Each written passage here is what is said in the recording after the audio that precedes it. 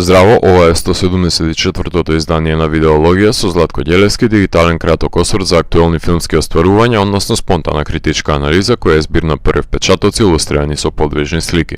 На денешниот репертоар е The Father на Флориан Зелер, во кој станува збор за Ентони, глумен од Ентони Хопкинс, кој како старее така одбива да прифати помош за нега од страна на неговата ќерка. Додека тој се обидува да направи некаква логичка целина од менувачките околности, Ентони почнува да се сомнева во блиските и неговиот собствен разум, постепено оддалечувајќи се од реалноста. Кога е нужно да се доловат болестите на мозокот, како што е деменцијата, односно склерозата и Алцхаймеровата болест, потребно е актерот или актерката кому ќе му биде доделена оваа значајна улога, да може да го екстернализира автохтониот, односно онтолошкиот конфликт, кој го предизвикува премрежјето на сеќавање при поигрувањето со имагинацијата, кај што не може да се детерминира што е факт, а што е фикција. Најсилното оружје на овој филм е самиот Ентони Хопкинс, кој е брилијантен актер, кој има допрено до годините во кои е измислен да го долови напукнувањето на стварноста на овој лик, кој се мачи да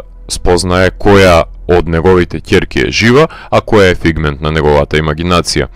На тој начин дознаваме дека има вкоренето во него длабока тага пред да настане аболицијата на неговата концизна размисла и предизвика умобол, која го врзува за преживеаниот губиток, кој се мрежува во проектирање на ликот,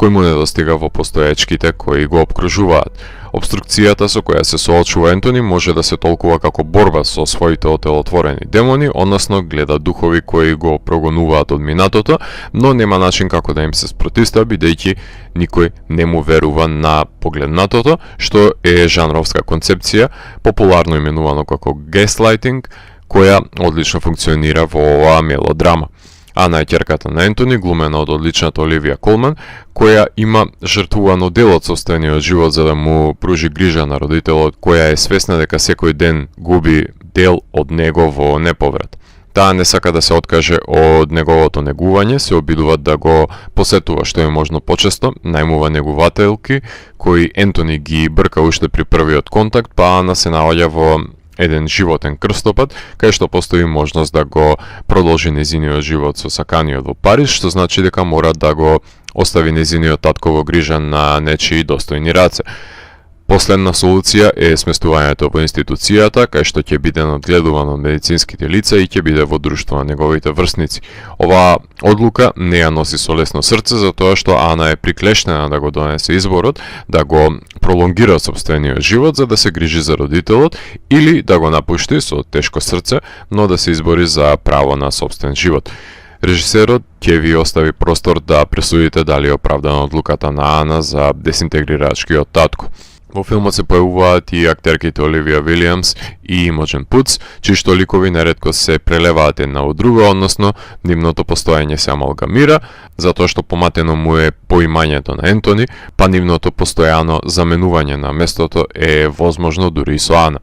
Филм кој го проблематизира концептот на сеќавањето на лик кој постојано губи во неповрат дел од себе, а ликовите околу него се обидуваат да ги одржат во живот спомените за него, кои не се во можност да бидат восприемени од Ентони. Филмот јасно ја потенцира жртвата која е потребна од најблиските, која нема да вроди со подобрување на сопстојбата, туку ја пролонгира агонијата во која сите се вовлечени. Не е доволно сенилноста да биде одглумена од збунетиот Хопкинс, кој поминува низ плејада на емоционален рингишпил од најшармантна джентлменска поставеност, па пребирливост до демотивирана и обезволена личност и гневен лик, кога ќе согледа дека реалноста не му е на дофат, одбивајќи да се помири со тој чинител. Потребно е и на визуелен план да се покаже бивалентноста која ја гледа Ентони во трето лице, така што режисерот Флориан Зелер, заедно со кинематограферот на The Dresser и Downton Abbey King Lear, Бен Смитард, да создадат едно конфузно течение на денот, кај што сончевата светлина продира низ прозорецот, но не може да се утврди колку е часот. Со оглед на тоа што станува збор за екранизирање на театарска представа на филм, делото ќе се соочи со плејада на проблеми од кои не се имунени One Night in Miami и Ma Rainey's Black Bottom и Fences, а тоа е лимитирачкиот продукцијски дизајн во интериерот на кој му робува ликот на Хопкинс, но за разлика од другите филмови, интериерот постојано се менува, налик куќата на родителите на Джеси во Кауфмановиот I'm Thinking of Ending Things. Колку и да е впечатлив диалогот, вербалното боксирање нема да може да се одржи во живот 90 на минути во овој детерминирачки филм за менталното девалвирање на една личност и покрај сите варијации на театарски трикови на менување на продукцијскиот дизајн на интериерот на Питер Френсис, иако играта со исчезнувањето на часовникот има соодветно и буквално и преносно значење, па излезот на Ана и незиното необзрнување, наместо да биде либералистички подвиг, додава сол на отворената душевна рана. Монтажерот Јоргос Лампринос создава еден интригантен ритам на делото со помош на елептичните скокови во времето, со пролонгирано задржување на објективот врз Хопкинс, додека настанува замена на луѓето кои се појавуваат во неговиот стан, доловувајќи ја ирационалната конфузија која се испреплетува во неговата глава, овозможувајќи му на гледачот да согледа што значи да се робува на оваа одвратна болест. Композиторот Лудовико Еинауди оваа година правеше музика за уште еден значаен филм за кој ви говорев, односно Nomadland, но во ова дело има двојна функција. Мапирана е да го истакне очудувањето во напукнувањето на реалноста со одсечените жичени партитурни засеци, но и да го засили емоционалниот набој и да ја долови елегичноста со помош на пијаното кога треба ликовите да ги донесат тешките одлуки и се помират со стварност. Мислам дека тука беше поефективен Лудовико отколку во Nomadland, затоа што композициите има поголем ангажман во чинодействието. Во делото провејуваат и неколку арии кои делуваат како одеци од некој одминат живот. На даските кои живот значат, ликот на Ентони е глумен од Франк Лангела, но улогата во представата и филмот е специјално напишана за Хопкинс, адаптирана од Кристофер Хемптон, кој стои за сценаријата на A Dangerous Method, Atonement, The Quiet American и Dangerous Liaisons. Така што тој е вешт автор кој умее да го добие вниманието на гледачот во своите дела. Флориан Зелер е француски автор на театарски драми, има напишано неколку сценарија за своите дела, но овој филм е неговото режисерско деби и во потрага е по начин да го употреби филмскиот вокабулар за да ја преслика театарската представа, реомислувајќи ја репетитивноста на просторот и времето и создавајќи своевидно чистилиште, односно зона на самракот во која ја заглавува сенилната личност со наклоност да се бори против невидливиот непријател во сопственото тело, оттргнато на дворешноста кој секојдневно ги брише координатите на реалност. Затоа е многу тешко да останеме објективни и да реконфигурираме што всушност се случило во реалноста кога сме препуштени на неверодостојно чинодействие кое на секој свиок се реобмислува.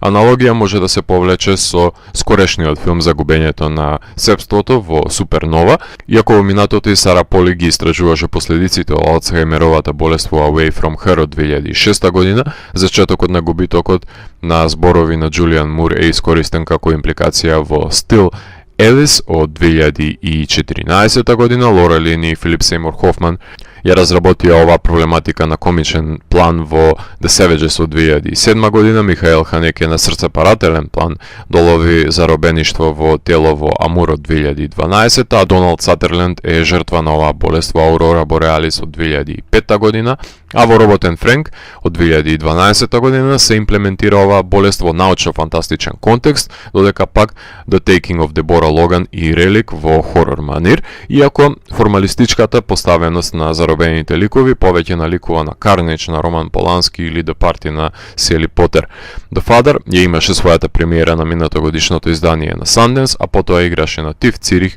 Palm Springs, Black Knights, AFI Гетеборг и беше награден на Сан Себастијан.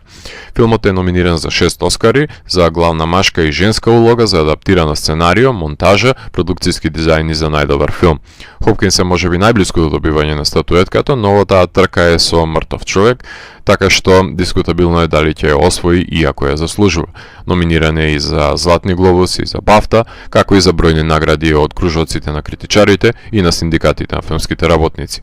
Филм проследен со одличен актерски перформанс на Ентони Хопкинс, кој убедливо го одоловува заробеништвото на сопственото тело, секојдневно оддалечувајќи се од здравиот разум, пред самиот простор да го преобрази во затворска ќелија човекот кој постепено согорува. Уште една екранизирана театарска представа, која иако не е севкупно исцрпно преведена од една уметничка гранка во друга, го користи филмскиот јазик во своја полза, за да ја доближи до гледачот неповолната позиционираност на ликовите во безизлезот. Ако морам да го евалуирам, тогаш The Father од мене има 4 од 5. Доколку ви се допадна 174-тото издание на дигиталната архива Видеологија, лајкувајте го видеото, споделете го и следете го каналот. Постигнете и поснатите рецензии на виртуелната полица. Ви благодарам за вниманието. Поздрав!